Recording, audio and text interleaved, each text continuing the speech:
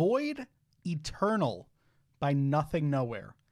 This is the Burlington, Vermont artist's 5th studio album. It released March 31st via Fueled by Ramen. Void Eternal consists of 12 tracks, clocks in at around 42 minutes, and is the much anticipated follow-up to 2021's Trauma Factory LP. A top 10 SOTS album of that year. It was. Mm-hmm. It was a damn good album. It was a fantastic album. It remains one of my absolute favorites. So with that being said, there's sort of like a level of high expectations that I had going into this. And I think the first thing I want to talk about is how much this sort of circumvents those expectations by kind of pivoting into something that's very different than Trauma Factory. Yeah. Well, I think that we've been on a steady course towards an album like this one. This pivots personally, I think this pivots in a different way than how we've seen other artists that have been in the mainstream for a while, pivoting towards our scene. This goes much harder in a much more like, it's deeper. It goes like deeper into the it's scene. more niche, right? And it goes in a very different direction than MGK or Black Bear jumping into pop punk. Like this jumps past that pop punk, and granted there's a little bit in there, and it goes straight to post-hardcore for the most part. Literally trying to prevent myself from cracking a smile at the thought of MGK's next album being a post-hardcore album. Imagine. And obviously, Nothing Nowhere, while sort of rediscovering their roots with this album, because I think that Nothing Nowhere has always sort of worn a lot of these influences on their sleeves. Like if you look up and down the track listing on this album, you have like Silverstein, you've got Senses Fail, but it, Nothing Nowhere's approach up until this point was always more of a hip hop / new rock approach, and now this is much more new metal, post-hardcore, floated with a bit of that modern pop punk with one of those most recent singles. I don't even think it made Trauma Factory, but it was like an in-between song that I think had a lot of success. So I was kind of surprised at like the call here to go a little heavier, a little darker, because I almost assuredly thought the next version of Nothing Nowhere was going to be something that was a little closer to the mall pop punk that we were getting from a lot of other artists who have really broke through, like an MGK, like a Black Bear. Yeah. Well, and what's important to remember too is like this isn't the debut on Fueled by Ramen. We've been on Fueled by Ramen for what is nearly a handful of years at this point. Like I think dating back to like 2018, I think is Nothing Nowhere is now Fueled by Ramen's legacy act. Yeah. but like in saying that, it is fascinating to and somehow, some way, this is going to be the year that we review the most amount of Fueled by Ramen bands ever. We'll sort of get into why that is. Sure. But like, it's crazy going from Meet Me at the Altar, which is as intentionally clean as it can be, to something like this where when you talk about Fueled by Ramen, like you always think to yourself, well, that's essentially a major label, and they don't really do what Nothing Nowhere does on Void Eternal anymore. Void Eternal is intentionally filled with like just like in a very abrasive sound that I feel like we've never heard on this label. I don't know if never's the right word, right? Because I think if we were to go down the roster of Fueled by Ramen, and we look back 15 to 20 years, we would see a handful of bands on there that did flirt with the style. But it's crazy to watch it sort of happen in reverse. Yeah, for sure. Like Fueled by Ramen isn't signing Nothing Nowhere off of Void Eternal, and then we're working our way over to Trauma Factory, and then the albums that preceded all of these that we've discussed. It's like, I don't know, we talk all the time about like the influences a label has on an artist, and this one's fascinating because it's very empowering, it feels like, to watch Fueled by Ramen just let Nothing Nowhere sort of do what they want. It does feel gratifying to see a label of that stature be able to let one of their artists sort of fulfill their own vision in a way that doesn't feel like the label really had their fingers in any of it. Though I mean, you do wonder with a label like Fueled by Ramen, where maybe they do see an artist like Nothing Nowhere, and they see a stylistic choice like this actually maybe really working out for them, even if it has a significantly lower ceiling than something similar to Meet Me at the Altar, which does flirt with that mall pop punk style that is very popular that right now and has a very high ceiling in terms of the how far it could really take off, right? Well, and I think part of it too is like you have to take into consideration just how much the landscape has changed in the past 2 years at this point. Like, Will Ramos of Lorna Shore's featured on a song on here. It's also because Lorna Shore fucking exploded, and now bands like Lorna Shore can do that in this day and age. So it's almost like it doesn't fucking matter what kind of music you want to make, so long as you're doing something cool and the marketing's behind it, right? I mean, in theory, I guess it all depends on what your metric for success is, right? Like, if ultimately what we're trying to say is at the end of the day, did Nothing Nowhere make a really cool album? Yes, they and did Fueled by Ramen like completely sign off on it? Yeah. I mean, proof is right here, right? Alternatively, though, if you're going, hey, will ultimately this be something that like really propels Nothing Nowhere forward, and like Fueled by Ramen comes back and says like this was a monstrous success, let's run it back again or something, like those are almost two completely different conversations, right? But I think with filmmaking, I often hear a lot of directors making one for them and one for me. And you do wonder if there's like a certain level of that with labels at some point, where if Nothing Nowhere goes out and puts something out that is sort of like a raging success and kind of like it proves themselves out and then goes, hey, with this next one, I want to do something completely different. Well, if I'm at a label, I might go, okay, I'm going to trust them to do that because they've earned my trust. But also I know if next time I have to go back to the well, we have something that's a proven success, right? Right. I like that. And alternatively, just outside of like bands like Lorna Shore having massive success, a band that, 10 years ago shouldn't, you also have people like MGK, you mentioned earlier, like they're on their second pop punk album that was a massive success. Their sophomore, as I like to call it. Yeah. And like, I just think the landscape has changed. Like, does this album come out 5 years ago? Maybe. But again, it feels like the reason that Nothing Nowhere can embrace what I believe to be their roots is because the landscape has changed. I think it's also because they're Nothing Nowhere. And for me, this is the biggest factor here, is that in my eyes, Nothing Nowhere is such a chameleon in a sense. Maybe chameleon is not the right word for it. Maybe it's just the way that they are such a picture perfect example of like a ideal alternative artist, because they're really not limited. Their talent is not limited to the genre that they want to explore. Their talent feels almost limitless, right? And it bleeds into whatever it is. Like, Nothing Nowhere for me personally is one of the faces of like the kind of like emo hip hop movement. So for them to kind of like pivot in this way and take their style and make it work so well for what is ostensibly a post-hardcore album shines such a light on like the level of talent within this particular artist, right? So, maybe if we keep circling back and talking about this from a label's perspective, they see what I see and hear on this album as well, which is like, there's no concern because Nothing Nowhere is going to knock it out of the park, whether they cover this style or that style or like move into something completely different from that. Love that point. I was thinking earlier, it's a really cool personal and professional crossing of paths that this album illuminated me to, which is the fact that, like, if I had to guess when we really started pivoting the type of music we cover on this show, it was when we discovered Nothing Nowhere Yeah. that we got real creative with like what we were willing to touch and what we were sort of willing to maybe leave a little in the dust, right?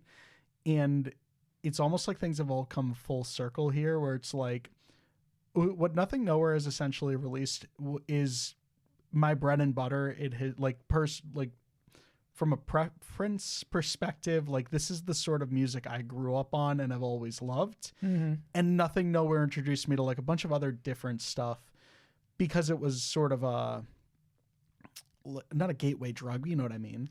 Yeah. And to add on to what you're saying there is that another piece of this is that I feel like I see a little bit of myself in Nothing Nowhere, is that they appear to be as big a fan of the alternative scene as I am, whereas this feels like a real love letter to 20 years of alternative music. And one of the biggest factors that plays into that for me are the features, where it's like 2 decades worth of heavy hitters that span the entirety of those 2 decades. You know what I mean? That's the best part, is for all of the young blood that we feature on here, not literally the artist, right? In artists like Static Dress and See You Space Cowboy, and I guess Lorna Shore, but they've been around for like, I don't know, a decade at this point. Yeah, but this version of Lorna Shore is certainly one of the freshest parts of the scene. But also you've got Buddy Nielsen of Senses Fail, and you've got Silverstein, Shane Told from Silverstein. You have Under Oath. Under Oath. You have fucking Pete Wentz. You got Pete Wentz, dude. Label mate Pete Wentz. Mm-hmm. And it's just such a, like, I really want to acknowledge that, because it's not just like, hey, I love this shit from 20 years ago, we're going to strictly do that. It's, I just like this sort of music. Here's the artists that happen to be doing it really well, who are brand new at it as well. And I want to bring them into the fold. Like, having Static Dress on here is insane, because Static Dress specifically and See You Space Cowboy have been great, like, torchbearers in between generations of this sort of music, because like they've essentially been like revivalists, and bringing them into the fold here for what is essentially another revivalist album is such a great touch, because it's like, it's a tipping of the hat, like you said, at every iteration of the past 20 years, like every generation that spans those 20 years. This was peak in 2006. This is peak in 2010. This is peak currently in 2022. Right. Like, we're bringing all of them in. This reminds me so much of something like, and this is it feels like an even greater throwback. Say Anything's In Defense of the Genre, which felt very similarly like Say Anything, going like, here's literally all the faces of this seat, right? And then here's a couple older faces too.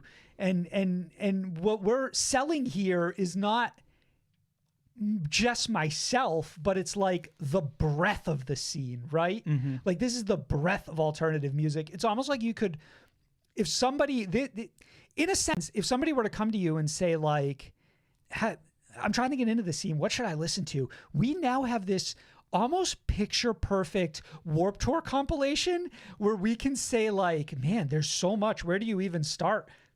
This Nothing Nowhere album covers like a fair amount of it. Exactly. But like, what I also like is that for every bit of post-hardcore that it is, it's also equally like new metal with an emphasis on the new, right? Psychopsychiatry is a very good example of that new metal, because it almost has a Linkin Park influence.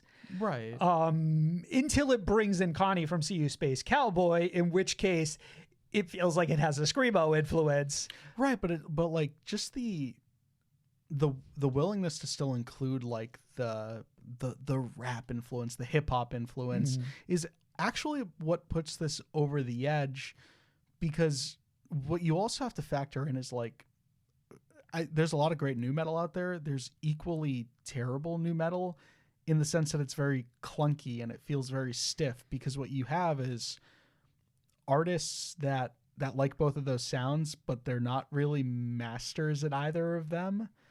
And you essentially have Nothing Nowhere come in and do new metal and they're actually just a great fucking hip hop artist in the first place. I think a big piece of it is that there's an authenticity to a lot of what Nothing Nowhere does. And that's the difference for me, is that what's interesting is this feels like a love letter to Linkin Park in the way that our scene and so much of it feels like a love letter to Linkin Park, right? Like you have those bands like Linkin Park and My Chemical Romance that just feel like their influence is so deep, or like Blink-182, they're like their influence runs so deep in every single aspect of this scene. So in one way, it's like you've now gone even further. Like not only do you have artists like Under Oath and Senses Fail, who were really popular at the time, but now you're going and you're saying, well, hey, what artists were they listening to when they started bands? You know what I mean? And it's somebody like Linkin Park who like inspired like alternative rock artists. Yep.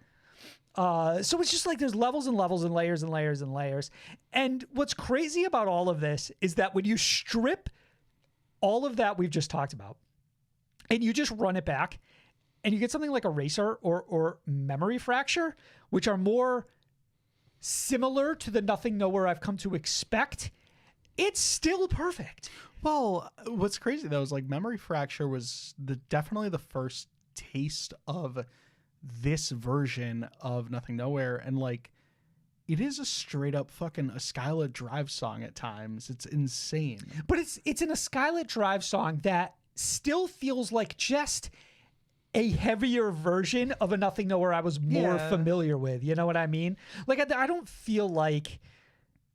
I guess what I'm saying is that when you leave Nothing Nowhere all by themselves up to their device, like with no help, like with no backup from some of the other like bigger artists on here, they are perfectly fine. For sure. And I would also extend that just to name a name. Chroma Killer is such a standout for me as well. And again, all those 3 songs, no features. As far as features go though, like I'm so happy with all of them. Like none of them like really leave me unsatisfied. There are some that are especially good though. And I still think Connie from See You Space Cowboy has one of the most recognizable voices in our scene right now, where I picked up their screams immediately. Like I know exactly who that, in a way that I feel like some of the other artists can kind of bleed in a little bit and not stand out in the same way. I also think it's great to have someone like Freddie Dredd, who I'm less familiar with, but who really stands out as being like one of the most significantly different than all of the other features on here. And then the fact that Under Oath just brings in both vocalists is really fun as well. Yes. So that was, if any of them, the track that took me by the most surprise, just because it starts out a little more stripped back than the rest of this project. And then how Under Oath comes in is just so fucking picture perfect. But it was sort of the one I had the most concerns about, just because Under Oath has been a little wishy-washy for me personally. And I love how that one came out. I also really like what they do with Will Ramos. It's not just like, hey, come on, do 8 seconds of pig squeal. It's just like that TikTok, Will, come on. Or the Bill Murray song. Right, yeah. And I'm not saying that, Bill Murray. But it's like, you're going to like scream a little bit, but we're also going to just throw some really weird shit underneath it that no one who listens to Lauren Shore has ever heard Will Ramos scream over. And there's like that's the new metal influence.